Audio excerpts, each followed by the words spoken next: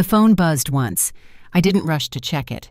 It was early, and mornings were quiet in this house. Then I saw her name, Claire, my daughter. I smiled before opening it. "You won't be joining us on the cruise. Eric prefers to keep it just family." I read it again, slower. My eyes didn't lie. The message was short, clean, cruel. I had just finished paying off their new house, $2.8 million. I sold Robert's old property, drained my savings, cleared their debt. I handed them stability. And now they wanted distance. I typed one word back. "Excuse me?" The reply came fast. "Mom, please don't make this dramatic. Eric thinks it's better if we have space." I stared at the words until the screen dimmed. Space. After everything, she wanted space. I called her. Straight to voicemail. Again. Still voicemail. Then another message. "Please don't come by the house. It's confusing for the kids when you act like it's still yours." Still mine. The house I bought. The walls I painted. The deed still under my name. I breathed once, steady. My heart didn't race. It sharpened. I texted back, "Claire, I won't come by. I'll handle things from here." She replied, "Thank you, Mom. Finally." Finally. That word twisted.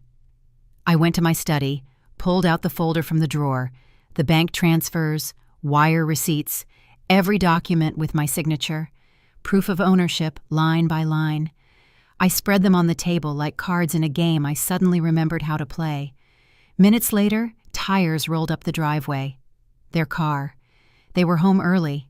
I stepped outside, folder in hand. Claire climbed out first, sunglasses on, voice flat. "Mom, what are you doing here?" "Checking on what's mine," I said. Eric laughed. "You can't just show up, Nora." I smiled. "Oh, I can do more than show up." I walked closer, placed the folder against Claire's chest. "You told me not to act like this house is mine, but when I stop, you'll wish I hadn't." Her smile faltered. Eric's eyes narrowed. I leaned in, calm. "Enjoy your cruise, sweetheart. You'll come back to a different address." Their faces froze. I turned, letting the wind slam the door behind me. The chime rang once, sharp, final, like the sound of a countdown beginning. Helen showed up the next morning before I'd even finished my coffee. No text, no warning, just 3 hard knocks on the door. She stood there with her gray hair pinned tight and a grocery bag swinging from her arm. "I saw your lights on," she said, "and I saw your daughter yesterday. You'd better sit down for this." I set the mug down. "What now?" "She was at the loan office," Helen said, "signing something. Looked like mortgage paperwork." I blinked. "Mortgage? That house is paid off." Helen crossed her arms. "That's what I thought." The words hung in the air. For a second, all I could hear was the faint clinking of the wind chime outside. I walked to the counter, picked up my phone, and pulled up the texts from yesterday. The last one glared back at me. "Please don't come by the house." I looked at Helen. "She's not taking a loan. She's taking ownership." Helen frowned. "What are you talking about?" "She forged my name," I said flatly. "Claire and Eric are trying to transfer the property." Helen's eyes went wide. "That's criminal, Nora." I nodded slowly. "So is betrayal." She followed me into the study. I opened the drawer, pulled out the thick folder again. Deeds, transfer forms, the notarized closing papers. My name, printed clear on every page. Helen leaned over my shoulder. "What are you going to do?" "Find out how far they've gone," I said. "Then decide how far I'll go." She swallowed. "You're scaring me a little." "Good," I said. "They should be scared too." The phone buzzed again. Claire. I turned the screen toward Helen. The message read, "Mom, please stop contacting the bank. Eric says you're making things complicated." Helen whispered, "She really texted that?" "Yes," I said, and she just confirmed everything I needed. I typed back slowly, "Don't worry. I won't contact anyone anymore." Then I smiled. That's the last truth she'll ever read from me. Helen shook her head. "You've been quiet too long, Nora." Not quiet, I corrected. Patient. She sighed, looked around the room, then said softly, "You gave her everything. Maybe that's the problem." I closed the folder. Maybe it's time she learns what everything really means. Helen hesitated. "You're not going to—" "I'm going to correct an error," I said. "And I'll make sure the system she tried to use against me works perfectly. In my favor." I walked her to the door. She touched my arm before leaving. "Be careful." I nodded. Careful is my middle name. After she drove off, I sat back down with the folder. My heart wasn't breaking anymore. It was planning. I opened my laptop, searched the builder's registry, and found the exact office Helen had mentioned. The employee records showed timestamps, signatures, security cameras. Perfect. I downloaded the forms, my lips curving into a smile. They thought I'd fade quietly. They thought old age meant surrender. But I still had every document, every receipt, every bit of proof. And this time I wouldn't whisper my way through it. I picked up my phone, hit record, and spoke clearly. "Claire Bennett Hughes. Eric Hughes. If you think you can erase me, you'd better learn how to spell my name first." Then I saved the file under one word: evidence. The chime outside rang again, 3 times this time, sharper, faster, like it already knew what was coming next. That night I couldn't sleep. The wind kept rattling the chime, and every sound felt like a warning. I got up, turned on the lamp, and opened my laptop. If Claire and Eric wanted to play with paperwork, I would start there too. I logged into my insurance portal, the one I'd set up after Robert died. It still had his name beside mine. The password worked. The screen loaded slowly, then the numbers appeared. Policies, beneficiaries, addresses. One file stopped me cold. Homeowners, insurance, beneficiary change, completed. Completed? I hadn't touched it. I clicked. My name was gone, replaced by Eric and Claire Hughes. The signature at the bottom looked familiar. My handwriting, but not mine. They had forged my name. My hands tightened on the mouse. My own daughter had signed me out of my own house. I clicked download, saved the document, printed it out, and held the page up to the light. The fake signature was tilted, a little too neat. I traced the pen line with my finger and said quietly, "You made one mistake, Claire. You taught me how to notice details." I grabbed my phone, took photos of the page, and emailed them to myself, to Helen, to a backup drive. Then I opened the Notes app and wrote one line. "Let them think I haven't noticed." The house felt too still. I turned off the printer and heard the soft hum fade. My reflection on the laptop screen looked calmer than I expected. I used to fix other people's appraisals for a living. Numbers, property lines, title corrections. I could fix this too. I opened another tab and pulled up the public property registry. There it was, my address, my name, and a pending ownership verification. Eric's email was listed as the applicant, so they'd forged a signature, filed it online, and thought the system would do the rest. I whispered, "You two really underestimated the woman who paid for everything you own." I clicked print proof of ownership, slid the papers into the folder, and sealed it shut. The phone buzzed again, another text from Claire. "Mom, please don't overthink this. Eric's handling everything. You can rest now." Rest. The word made me laugh out loud. I hadn't laughed like that in years. Short, sharp, the kind of laugh that means trouble is coming. I texted back, "Thank you, sweetheart. I'm resting just fine." Then I opened my camera app and recorded the document, my voice steady. Forgery under state law carries 10 years. You should have read the fine print. I uploaded the video to a private cloud folder labeled "For Julian." For the first time all day, I felt lighter. There's a strange peace in knowing exactly who your enemy is, and that they share your last name. I walked to the window, looked at the streetlights glowing against the dark. Somewhere out there, Claire was sleeping soundly beside her husband, certain she'd finally silenced me. But the truth had already started its own noise. I whispered, You built your future on a lie. Let's see how steady it stands.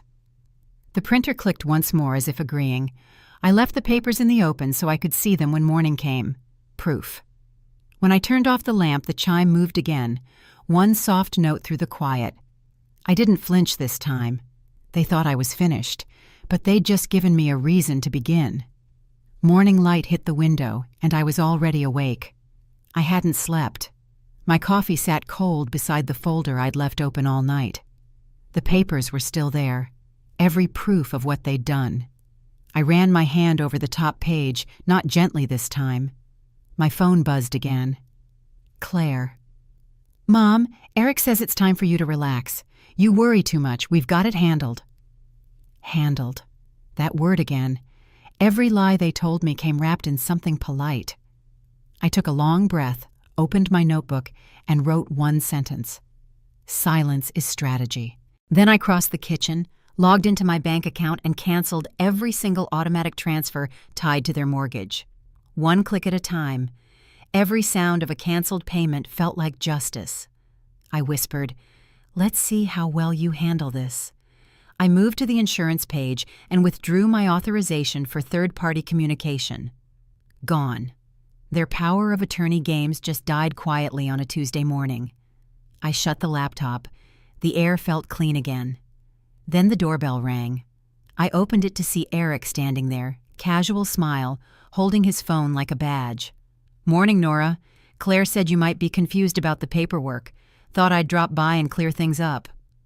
I folded my arms. "You came without her?" "She's busy. Cruise packing, you know." He laughed like we were old friends. I stepped aside. "Come in, let's clear it up." He followed me into the kitchen. His eyes scanned the counters like he already owned them. "Look," he started. "Claire's been stressed. You've been helping a lot, but she just wants boundaries, you understand." I opened the folder on the table. "Is this what you call boundaries?" He froze. The forged insurance form stared up at him. His voice wavered. "That's standard authorization." "No," I said. "That's fraud. With your name attached." He laughed once, forced.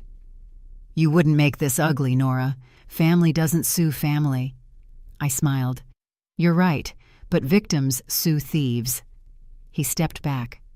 "You're overreacting." I leaned forward. "Try me." For a moment, the room went still. The only sound was the wind outside and the faint chime shaking in the distance.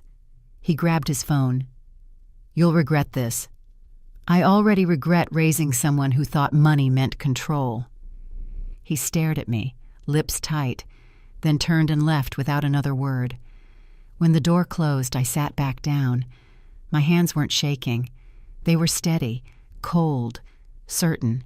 I opened my journal again and added a line. "They think silence means surrender. It means calculation." I looked at the chime outside. It moved once, slow and deliberate. I whispered, "You wanted peace, Claire. You'll get it, just not the kind you imagined." I picked up my pen and wrote 3 steps on the next page. Lawyer, investigator, evidence release. I underlined each one. Then I folded the note and placed it under my compass keychain, the one Robert gave me the year Claire was born. He'd said, "If you ever lose your way, follow what points north." I finally understood what he meant. I checked the clock. 9 a.m., early enough to start. I dialed a number I hadn't used in years. Julian Pike, my old legal advisor. He answered on the second ring. "Nora, it's been a while." "Not long enough," I said. "I have a situation. Property forgery, insurance manipulation, maybe attempted fraud." His voice steadied. "Send me what you have. Come in at 11. Done." When I hung up, I felt the weight lift. I wasn't the helpless widow they thought I was. I was the storm they just invited. The chime hit hard as the wind picked up, echoing through the kitchen like applause. I gathered the documents, slid them into the folder, and smiled for the first time that day. "They wanted control," I said softly. "Now they'll learn what control looks like." I turned off the light, grabbed my coat, and stepped outside. The sun was bright, the air sharp. This time the wind didn't push me back. It followed me. Julian's office smelled like coffee and cold air. Files lined the walls, every shelf packed with someone else's disaster. I sat across from him, the folder in my lap. He adjusted his glasses and asked quietly, "You're sure about this, Nora?" I nodded. Completely. He opened the folder and whistled under his breath. Forgery, altered insurance forms, property manipulation. They didn't even try to hide it. They didn't think they had to, I said. They think age means blindness. Julian gave me a look. You picked the wrong family to underestimate.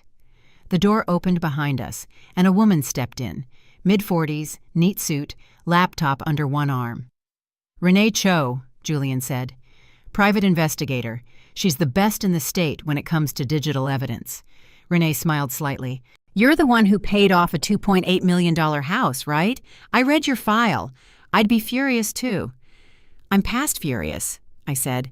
"I'm organized." She plugged in her laptop. The screen flickered to life. "The builder site camera you mentioned, we accessed the backup. You should see this." The video loaded. A construction trailer, time-stamped 2 months earlier. Claire and Eric stood by the counter, laughing with a man in a hard hat. The sound came through clear. Claire: "Once Mom signs the last page, we'll just transfer everything. She won't even know." Eric: "She'll die before she reads half those papers." The laughter that followed didn't sound human. I didn't move. My hands stayed flat on the table. Renee paused the video. The frame froze on Claire's face, smiling, proud. Julian looked at me. "You want me to save this?" "Send me the file," I said. Renee blinked. "You don't look shocked." "I ran out of shock yesterday," I said. "Now I'm collecting proof." Julian leaned back. "We can file a preliminary complaint right away, but if you want the case to hold, we need more. Bank metadata, communication logs, notarized copies, everything that ties them together." "I already started," I said. "Emails, loan registry, insurance forms. I'll get you everything by tomorrow." Renee smiled faintly. "You move faster than most of my clients under 40.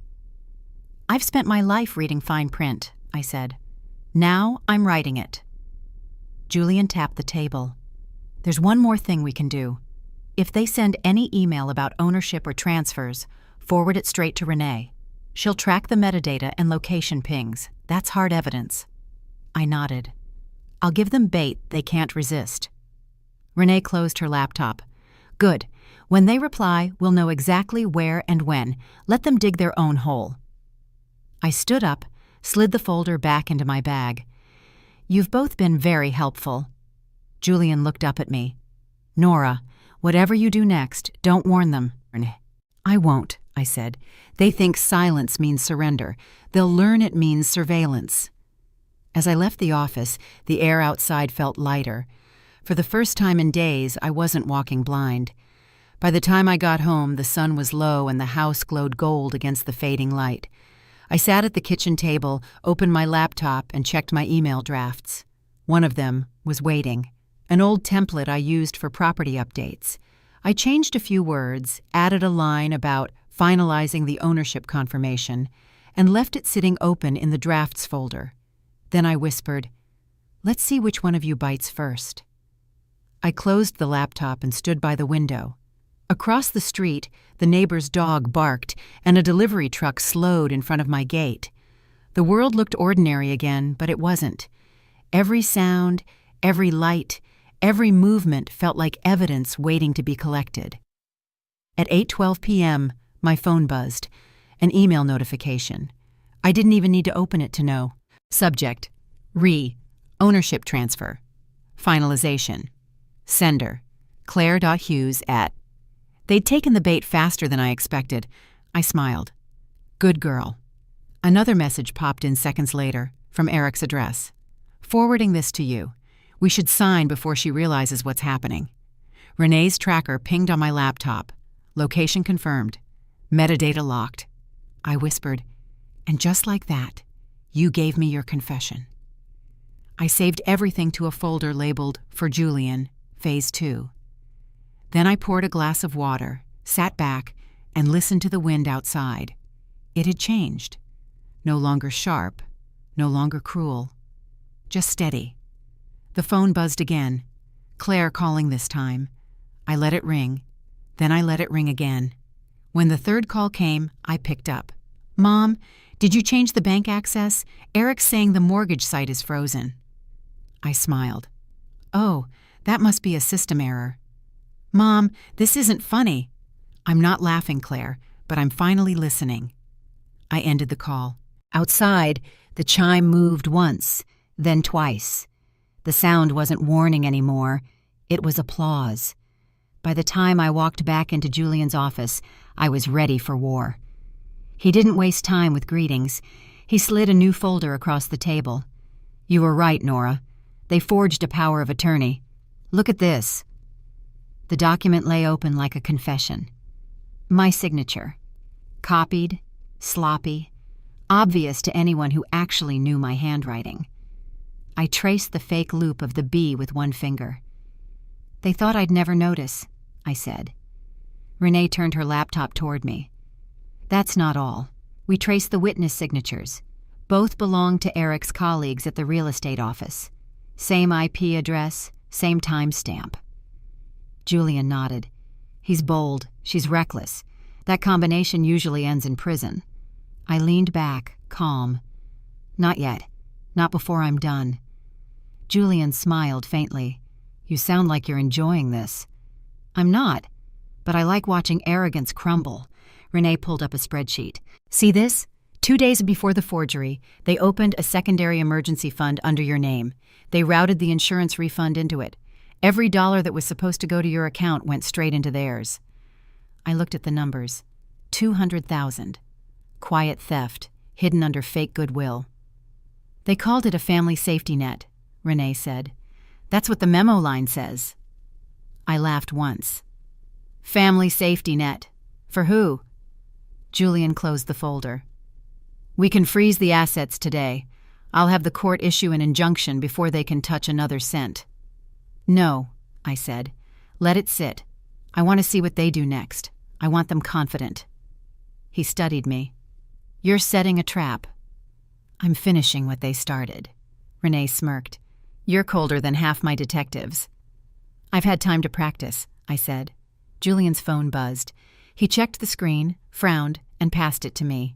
Claire's lawyer just emailed a preemptive statement claiming you're mentally unfit to handle finances. I stared at the message. Unfit? Yes. They're pushing for a medical affidavit. I smiled slowly. Then they'll have to explain why the unfit woman can trace their bank routes better than the IRS. Julian chuckled. You really want to play this out? I don't play, I said. I document. He leaned forward, serious again. We'll need notarized proof that you're of sound mind and aware of every transaction. You'll sign in front of a clerk and record it on video. I'll handle the legal framing. Do it, I said. And while you're at it, prepare one more document, a revocation of shared access. I want every power they stole stripped publicly. Renee typed fast. Already on it. Julian added, once we file, everything they've done under your name becomes fraud. Every dollar they touched, every login, every signature. They'll have to explain it under oath. Good, I said. Let them talk. The more they talk, the more they expose. He smiled again. You know, Nora, I've represented judges who were easier on people than you. I met his eyes. That's because I've seen what kindness costs. Renee slid me a flash drive. All evidence copied and time-stamped. Keep this separate from your home computer. Air-gapped, no internet connection. If they try to hack or delete, it won't matter. I pocketed it. You're very efficient. She grinned. So are you. Julian stood. Let's review our checklist. Step 1, notarized proof of competency. Step 2, formal freeze order when you say the word. Step 3, expose the forged witness list. Once that hits the insurance board, they'll go from smug to silent. I nodded. Perfect. As I walked toward the door, Julian called after me. Nora, one more thing. When this is over, what do you want? Money back? Apology? I paused. Neither. I want silence, the kind that makes them wonder if I'm still watching. Renee laughed softly. You're terrifying. I like it. I smiled. Then you'll love what comes next. Outside, the sky was steel gray. The wind picked up, strong enough to move the chime hanging by Julian's window. It rang once, sharp and cold. I drove home without turning on the radio. Halfway there, I saw an email pop up on my dashboard screen. Claire again. Subject: Mom, we need to talk. I didn't open it. Talking time was over. When I reached my driveway, I saw a car parked across the street. Eric's. He stepped out, waved, pretending calm. Mom, you've been ignoring us. I stepped out of my car slowly. I've been busy undoing you. He blinked. Undoing. Every lie, every form, every dollar. All undone. His jaw tightened. You're not thinking straight. I took one step closer. That's funny, because the state of Texas just certified I'm perfectly competent. You, on the other hand, might want a lawyer. His face drained of color. Claire doesn't know yet, I said. But she will, soon. He tried to speak, but nothing came out. I got back into my car, shut the door, and rolled down the window just enough to finish it. Eric, every thief signs their confession. You just don't notice where. I drove away before he could answer. Behind me, the chime rang again, louder this time. That night, the house was silent, except for the ticking clock. I sat at the kitchen table with my laptop open and a cup of coffee gone cold. My hands didn't shake anymore. They were steady, almost calm. On the screen, the cursor blinked in an empty email window. To Texas Insurance Board, Fraud Division. Subject: Urgent review of altered beneficiary files. Suspected elder forgery. I typed slowly, carefully. Every word had to count. This report concerns a forged beneficiary change on an insurance policy belonging to Nora Bennett, age 68, residing in Travis County. Attached are copies of the falsified documents and digital evidence showing access from unauthorized devices. The signatories include Claire Bennett Hughes and Eric Hughes. I didn't sign it. Instead, I added one final line. This message comes from someone who still believes justice doesn't need a name. I attached the files Renee had prepared. Then I read the message one more time. No emotion, no mercy, just truth. I hovered over the send button. The cursor blinked, steady as my heartbeat. Then I clicked send. A soft whoosh broke the silence. It was the most satisfying sound I'd heard all week. The coffee tasted bitter, but the bitterness felt clean. I whispered, "Truth travels even without a name." The wind outside picked up. The chime near the window moved once, slow and deliberate. For a moment, I imagined Claire checking her emails tomorrow morning, still confident, still smiling, having no idea that every word she typed was now evidence under state law. The thought almost made me laugh. I opened another tab, logged into my bank's portal, and took screenshots of every canceled transfer, every revoked authorization, every digital fingerprint that proved what they'd done. I labeled the folder Correction. Then I backed it up twice, one to the cloud, one to an encrypted drive. I didn't just want them caught. I wanted them recorded. The clock struck midnight. The sound echoed through the kitchen. My phone lit up. Claire again. "Mom, please answer. We just need to clear this up." I didn't. A second message followed. "Eric says this could ruin everything if you don't cooperate." I smiled. That's the idea. I turned off the phone, slid it across the table, and looked out the window. The streetlight cast long shadows across the yard, cutting through the dark like sharp edges of truth. Then a memory came back, the day Robert died. I remembered him telling me, "Paper doesn't lie, Nora. People do." He was right. And now, paper would finish what he started. The next morning, I woke to a notification from Renee. Subject: Confirmed, complaint filed, case number generated. Below it was a screenshot of the State Fraud Division portal showing the timestamp, 12:04 a.m. She'd already moved faster than I expected. "Renee, you did well. They'll never see it coming.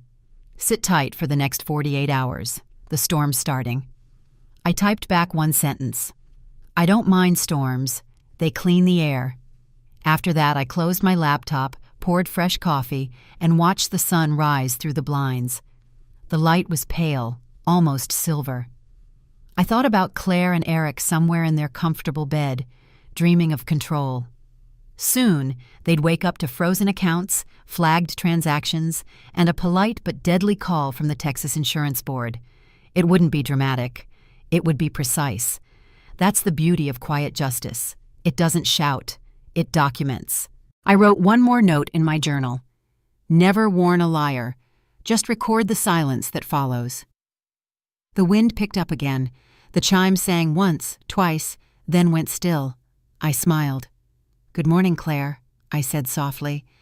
You're about to learn what silence sounds like when it answers back. The next morning, I woke up before sunrise. The house was still, but my mind wasn't. I had work to do.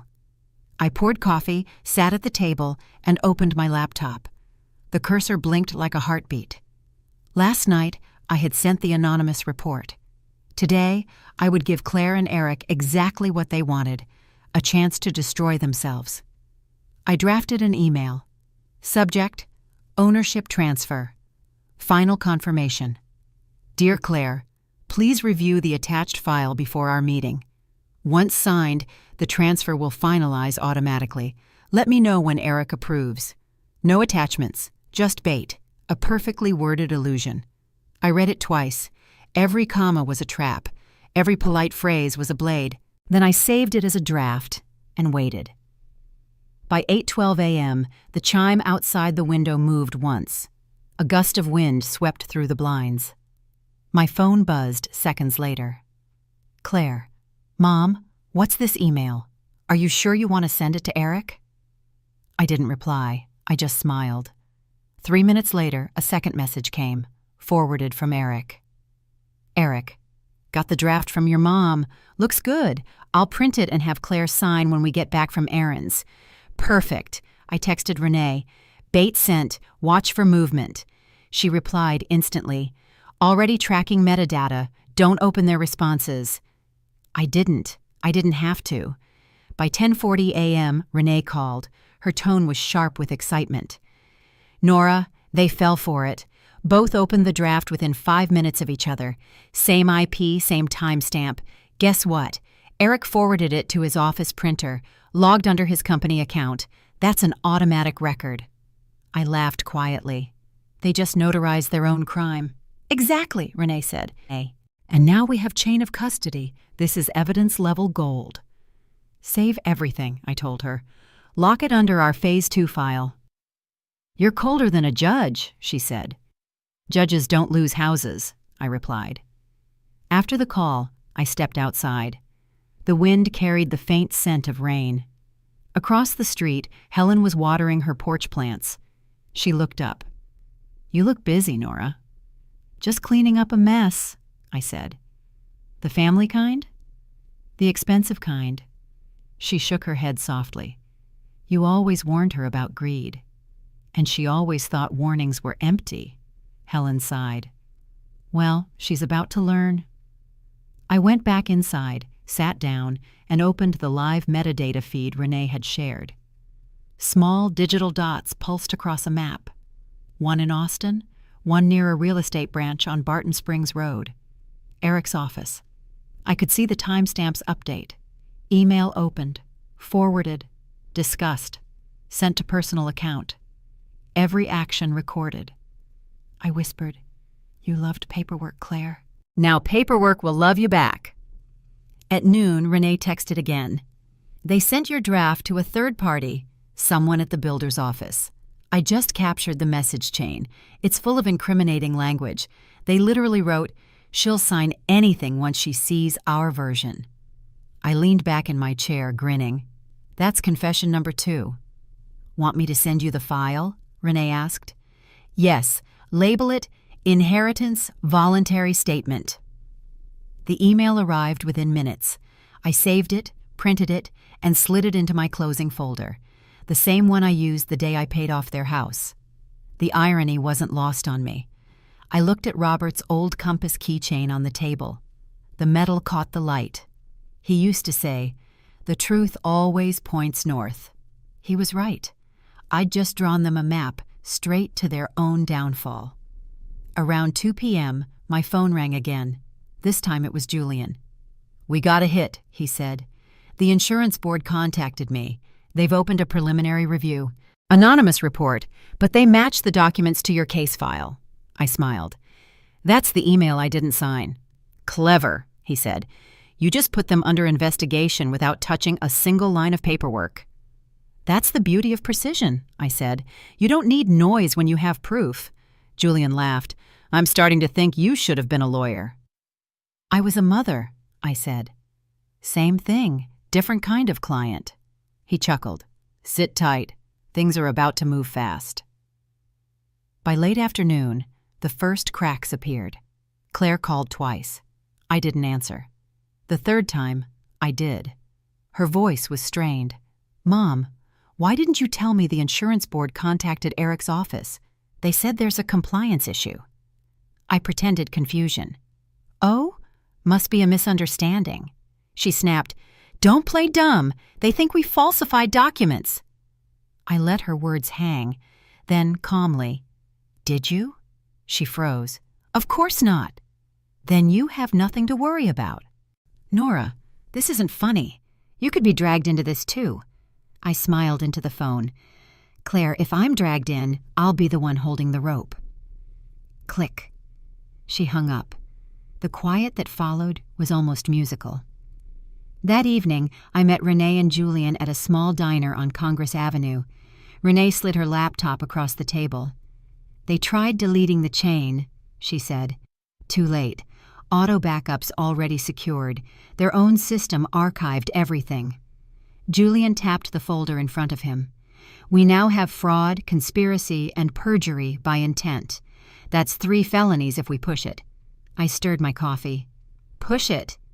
He raised an eyebrow. "You're certain?" "Absolutely," Renee smirked.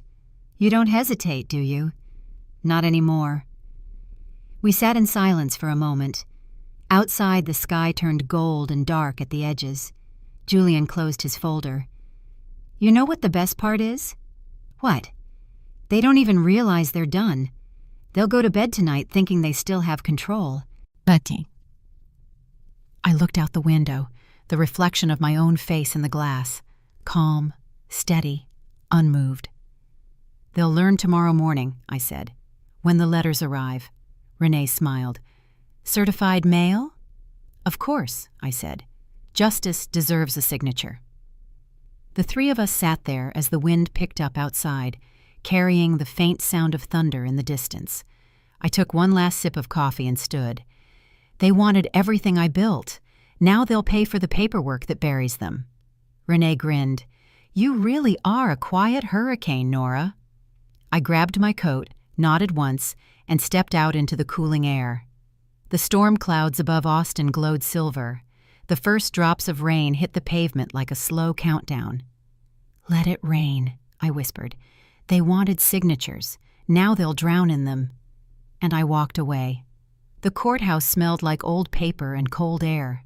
I'd been here before, but this time the weight felt different. I wasn't the widow handling my husband's estate. I was the woman proving she was still alive, on paper, in law, and in every way that mattered. Julian met me at the steps. "You ready?" he asked. "I've been ready since the day she sent that text." We walked inside. The clerk checked my ID and motioned us to the window. Renee was already there, laptop open, her hair pulled back tight like she was going to war. "The affidavit hit the court at 8:07 a.m., she said. "Claire filed a medical statement declaring you mentally unfit to manage your assets." I laughed softly. "Unfit? That's creative." Julian held out a folder. She had a doctor sign it, a Dr. Feldman. We checked. He retired last year. They forged the entire certification. "Of course they did," I said. "When you lie once, the truth becomes just another obstacle."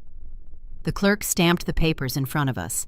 The sound echoed through the hallway like a gavel. Julian turned to me.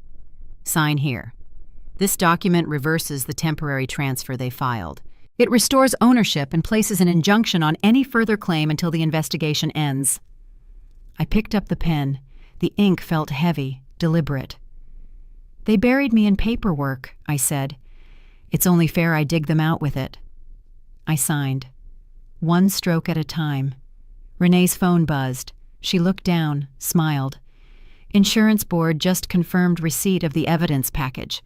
They've officially opened a case. Good, I said. The clock's ticking. Julian nodded. When they realize this, they'll panic. That's the plan. We walked down the corridor. The courthouse windows were tall and cold, the sunlight cutting through like sharp glass. I stopped halfway, watching dust float in the light. They called it care, I whispered. I call it burial in ink. Julian glanced at me. You want to press charges? Not yet. I want them to come to me first. Let them think there's still room to negotiate. He smirked. You're dangerous. I'm thorough. And by noon, we had everything filed, copies sealed, timestamps secured. The law was no longer a threat. It was my shield. Outside, the Texas heat was blinding. I stood on the steps and called Renee. What's our timeline? 48 hours before the notice reaches their attorney, she said. Maybe less if they check their inboxes. I smiled. Then we wait. That evening, I didn't have to wait long. At 6:45 p.m., my phone lit up. Claire. I almost let it ring, but I wanted to hear her voice break. Mom, she started, sharp, shaking. We need to talk. Why did the court freeze the house? Our lawyer said you revoked everything. I stayed quiet for a full 5 seconds. Then I said, You should have read the fine print. You can't do this, she shouted. Eric said you were confused, that you didn't even understand what you were signing. I understood perfectly, I cut in. I understood that you used my name like a key to my own grave. She went silent.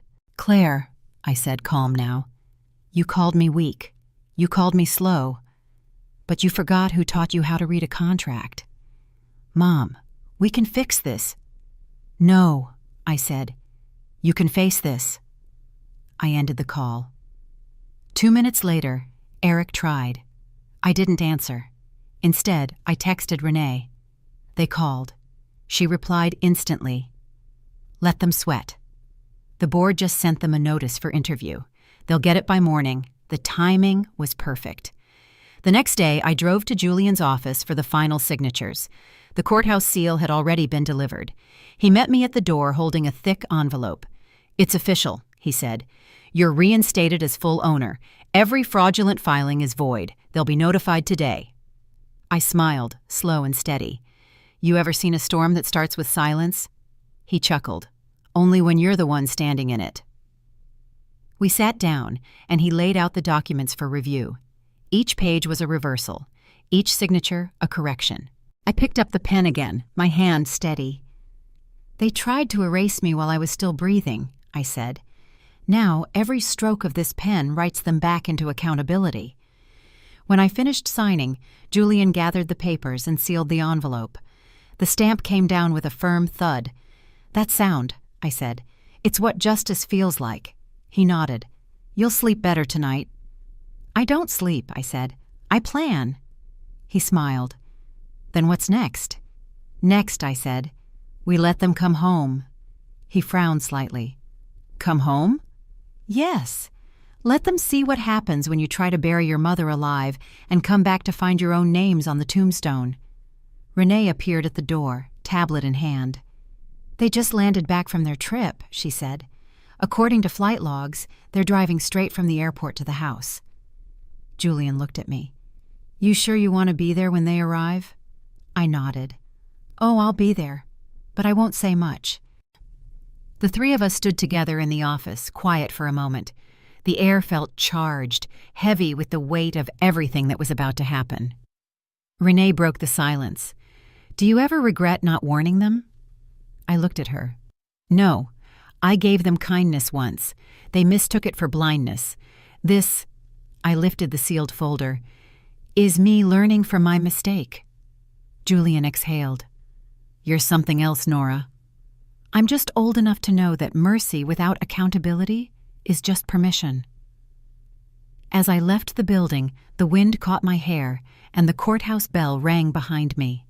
Each toll felt final, like punctuation. By the time I reached my car, the sun was setting over the city. Golden light spilled across the windshield, bright and clear, like a verdict written by nature itself. I whispered, "Case closed." Then I started the engine and drove home. Tomorrow they'd arrive to find out everything they owned was already gone, and I'd be waiting, not angry, not broken, just prepared, because justice doesn't need volume, it only needs timing, and my timing was perfect. I was already outside when their car turned into the driveway. The sound of tires on gravel broke the calm like a verdict. Claire was the first to step out. She looked rested, tan, and smug, like a woman returning from a victory trip.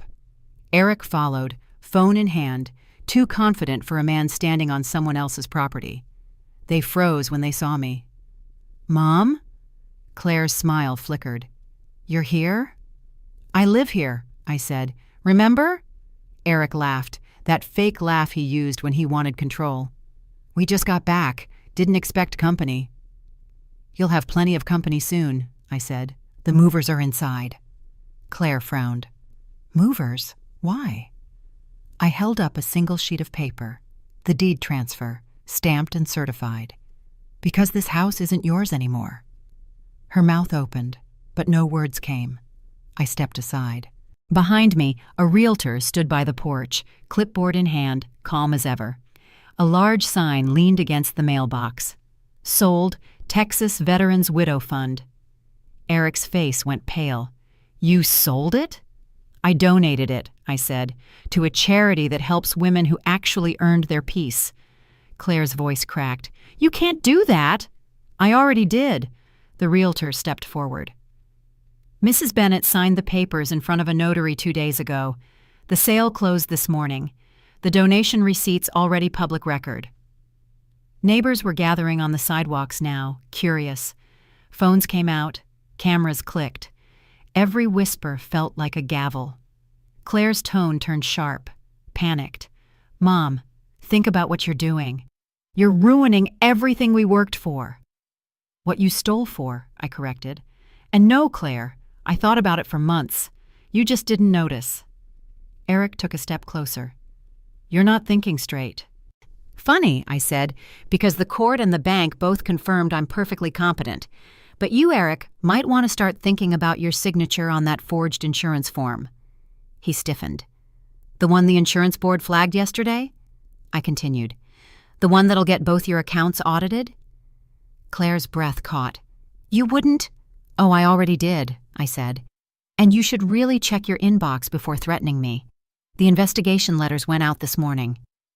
Renee's car pulled up across the street. She leaned against the hood, recording the entire exchange. Julian stood beside her, arms folded, calm, silent witnesses to the end. Claire turned, saw them, and froze. "Mom, this is insane," she said. "You're humiliating us in front of everyone." "No," I said. "You did that the day you erased me from your family trip. I'm just giving you an audience." Eric's jaw tightened. "You think people will side with you?" "They already have," I said, nodding toward the realtor. "He just confirmed to every neighbor here that the house now belongs to charity. The plaque will go up next week." "What plaque?" Claire whispered. I handed her a small envelope. Inside was a photo of the bronze plate. "In honor of Claire Hughes. For teaching that legacy means nothing without integrity." Her hands trembled as she read it. The crowd gasped softly. A few laughed under their breath. Her eyes filled with fury. "You're cruel." "No," I said, calm and clear. "I'm precise." Eric stepped forward again. "You can't just throw us out." "The legal term," Julian called from across the driveway, "is revoked possession. You have 24 hours to vacate. Any property left after that becomes donation inventory." Eric's face reddened. "You set us up." "You set yourselves up," I said.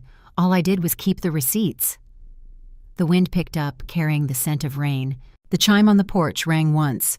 Claire's voice dropped low, desperate now.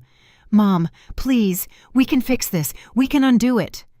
I looked at her, my only daughter, the child I once would have given the world for. "You can't undo truth, Claire. You can only face it." She tried again. "Please, Mom, I didn't mean—" "Yes, you did," I said. "And that's the difference between mistake and malice. You meant every word, every signature, every smile while you thought I was too old to see it." Her tears came fast now. Eric turned away, silent, humiliated. I walked closer, just enough so she could hear the calm in my voice. "You wanted legacy. Now you have one. Your name will hang on that plaque forever. Not as a benefactor, but as a lesson," she sobbed. "Why? You're my mother." "And you're still my daughter," I said softly. "That's why you're walking away free instead of in handcuffs. Don't mistake that for forgiveness." I handed her the house keys. She reached out confused until I let them fall. The metal hit the gravel with a sharp, final sound. "That's the sound of ownership leaving your hands," I said. She bent to pick them up, but I turned away. The realtor handed me another envelope. The closing documents, notarized and sealed. I tucked them into my folder. Renee walked up beside me. "It's done," she said quietly. "Not yet," I whispered. "It's only finished when they understand." I turned back toward Claire and Eric. "You see that wind chime? Robert hung it the year you were born, Claire. It's rung through storms, heat, and silence, but it never fell." She looked up through tears. "That's what truth is," I said. "It doesn't shout. It doesn't rush. It just waits until someone finally listens." I turned to leave. Behind me, the realtor began locking the front door for the last time. The sound of the latch clicked through the air like a full stop. As I reached the sidewalk, Helen appeared, holding her phone. "I didn't mean to film," she said quietly. "Keep it," I told her. "Let people see what justice looks like when it's quiet." She nodded. "You did the right thing, Nora. I did the necessary thing." Rain began to fall, slow and steady. The first drops darkened the gravel where the keys still lay. Claire knelt to pick them up, but Eric stopped her. "They're not ours anymore," he said, voice hollow. I glanced back once. Just once. "You're right, Eric. They never were." Then I walked away. The chime rang one last time as thunder rolled over Austin. The sound was soft, almost kind, like applause from the sky. And I didn't look back. The house was gone. The papers were sealed. The storm had passed. I moved into a small brick apartment downtown, 2 blocks from the courthouse and 3 from the cafe where Robert and I used to meet on Fridays. It wasn't grand, but it was mine. No one else had a key. The first morning there, I woke to silence. No calls, no texts, no noise pretending to be love. Just peace. I made coffee, sat by the window, and watched the city wake up. Delivery trucks, early joggers, a man walking his dog, all of them moving forward. That's what I wanted. Movement without permission. My phone buzzed once. Claire. I stared at the name for a long time before opening the message. "Mom, we're staying at Eric's sister's place for now. We'll figure things out. I know you hate me. I deserve it. But please, don't disappear." I typed one line back. "I'm not disappearing. I'm just done being your safety net." Then I turned off my phone. At noon, Renee came over with lunch.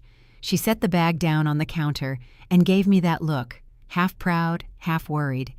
"You okay?" she asked. "I'm lighter," I said. "That's new for me." She smiled. "They've been quiet?" "Too quiet," I said. "Quiet people plan." Renee laughed softly. "So do you." We ate in silence for a while. The soup was warm, the air still heavy with the smell of rain. After lunch, she pulled out her tablet. "Want to see something?" On the screen was a news article. "Local woman donates family home to Veterans Fund following fraud scandal." Below it, a photo of me on the courthouse steps, calm, composed. I shook my head. They made it sound like charity. It wasn't. It was closure. "Closure sells better," she said, grinning. Later that afternoon, I went for a walk. The sky was clear now, the kind of blue that feels like forgiveness. I passed a flower shop and stopped to buy a small plant, a peace lily. The woman at the counter said it thrived on indirect sunlight and quiet care. I smiled. So do I. That night, I placed the lily on the kitchen windowsill. The apartment felt alive in a way the mansion never did. Every sound, the clock ticking, the elevator hum, felt honest. The next morning, Julian called. "They reached out," he said, "through their new attorney." I sighed. "What do they want?" "A meeting," he said. "They're asking for partial reinstatement of funds. They say they were misled by their accountant." I laughed once, dry. Of course they were. "You want me to respond?" "Yes," I said. "Tell them I'll meet them, but not at my expense." 2 days later, we sat across from each other in a small conference room. Claire, Eric, their lawyer, Julian, and me. The air was thick with pretense. Claire started first. "Mom, we just want to talk. Things got out of control. You didn't have to go this far." I folded my hands. "You took my name, my home, my trust, and tried to sell them. Tell me what's too far." Eric leaned forward. "We made mistakes, but we can fix this. If you unfreeze the funds, we'll pay you back over time." Julian smirked. "With what money?" Eric shot him a look. "Stay out of this." Julian didn't blink. "I am out of it, legally, completely. She's just here to listen." Claire's eyes filled with tears. "Mom, please, I lost everything." I looked straight at her. "No, Claire, you lost control. That's not the same thing." She covered her face. Eric exhaled hard, muttering something under his breath about pride and punishment. I stood. "You wanted to talk. You did. Now listen to me. I don't want your money. I don't want your apologies. I want peace. That's something you can't steal or fake." Claire looked up, trembling. "So that's it?" "That's it," I said. "You'll rebuild the way I had to, from nothing but your own mistakes." I turned to leave. Eric called after me. "You'll die alone. You know that?" I didn't even turn around. Better alone than surrounded by thieves. Outside, the sunlight hit the glass doors, so bright it almost hurt to look at. I walked down the steps slowly, every sound, every footstep, sharp and real. Julian caught up to me. "You handled that like a judge." "No," I said. "Like a mother who finally stopped begging for decency." He nodded. "You're free now." "Freedom's quiet," I said. "People don't realize how loud peace can be until they earn it." That evening, I poured myself a cup of tea and sat by the window again. The city lights flickered in the distance.